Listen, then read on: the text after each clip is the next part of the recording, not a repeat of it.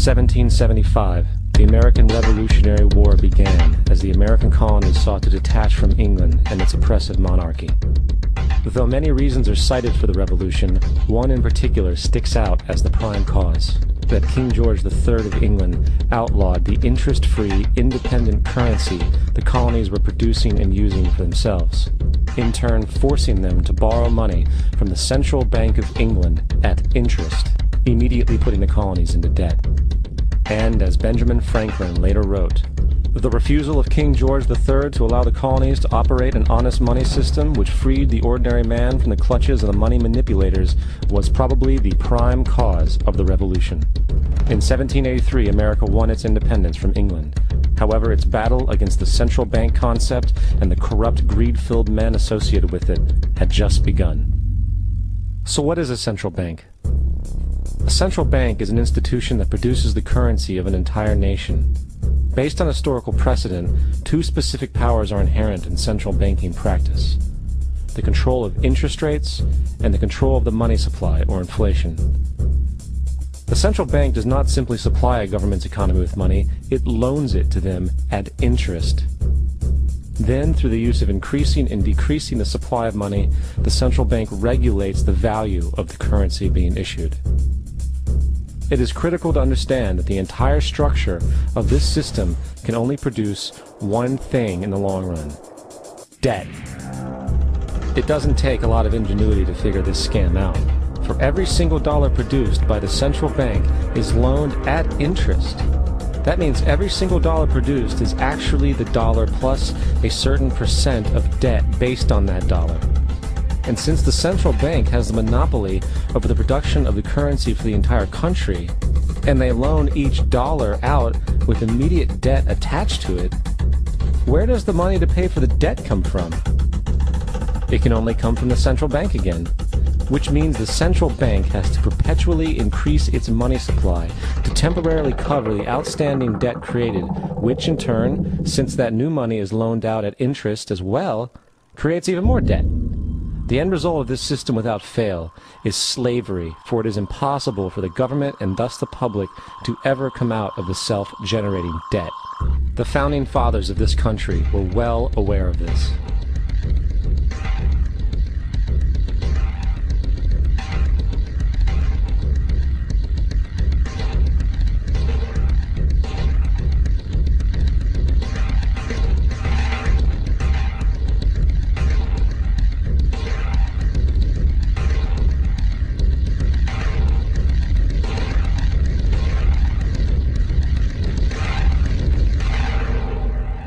By the early 20th century, the U.S. had already implemented and removed a few central banking systems, which were swindled into place by ruthless banking interests. At this time, the dominant families in the banking and business world were the Rockefellers, the Morgans, the Warburgs, the Rothschilds. And in the early 1900s, they sought to push once again legislation to create another central bank. However, they knew the government and public were very weary of such an institution, so they needed to create an incident to affect public opinion. So, J.P. Morgan, publicly considered a financial luminary at the time, exploited his mass influence by publishing rumors that a prominent bank in New York was insolvent or bankrupt. Morgan knew this would cause mass hysteria, which would affect other banks as well. And it did. The public, in fear of losing their deposits, immediately began mass withdrawals. Consequently, the banks were forced to call in their loans, causing the recipients to sell their property, and thus a spiral of bankruptcies, repossessions, and turmoil emerged. Putting the pieces together a few years later, Frederick Allen of Life magazine wrote, "The Morgan interests took advantage to precipitate the panic, guiding it shrewdly as it progressed." Unaware of the fraud, the Panic of 1907 led to a congressional investigation headed by Senator Nelson Aldrich, who had intimate ties to the banking cartels and later became part of the Rockefeller family through marriage. The commission, led by Aldrich, recommended a central bank should be implemented so a panic like 1907 could never happen again. This was the spark the international bankers needed to initiate their plan. In 1910, a secret meeting was held at a J.P. Morgan estate on Jekyll Island off the coast of Georgia. It was there that the central banking bill called the Federal Reserve Act was written. This legislation was written by bankers, not lawmakers. This meeting was so secretive, so concealed from government and public knowledge, that the 10 or so figures who attended were told they could only use their first names in addressing each other. After this bill was constructed, it was then handed over to their political frontman, Senator Nelson Aldrich, to push through Congress. And in 1913, with heavy political sponsorship by the bankers, Woodrow Wilson became president, having already agreed to sign the Federal Reserve Act in exchange for campaign support. And 2 days before Christmas, when most of Congress was at home with their families, the Federal Reserve Act was voted in, and Wilson in turn made it law. Years later, Woodrow Wilson wrote, in regret,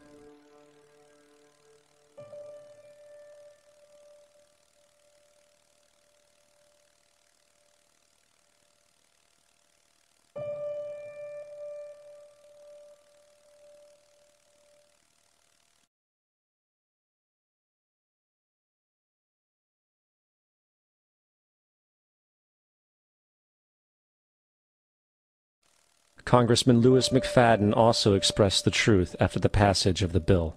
A world banking system was being set up here, a superstate controlled by international bankers, acting together to enslave the world for their own pleasure. The Fed has usurped the government.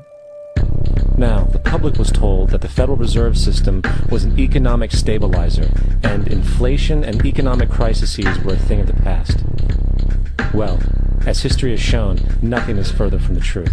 The fact is, the international bankers now had a streamlined machine to expand their personal ambitions. It's alive! It's alive! It's alive! For example, from 1914 to 1919, the Fed increased the money supply by nearly 100%, resulting in extensive loans to small banks and the public. Then, in 1920, the Fed called in mass percentages of the outstanding money supply, thus resulting in the supporting banks having to call in huge numbers of loans, and, just like 1907, bank runs, bankruptcy, and collapse occurred. Over 5,400 competitive banks outside of the Federal Reserve System collapsed, further consolidating the monopoly of a small group.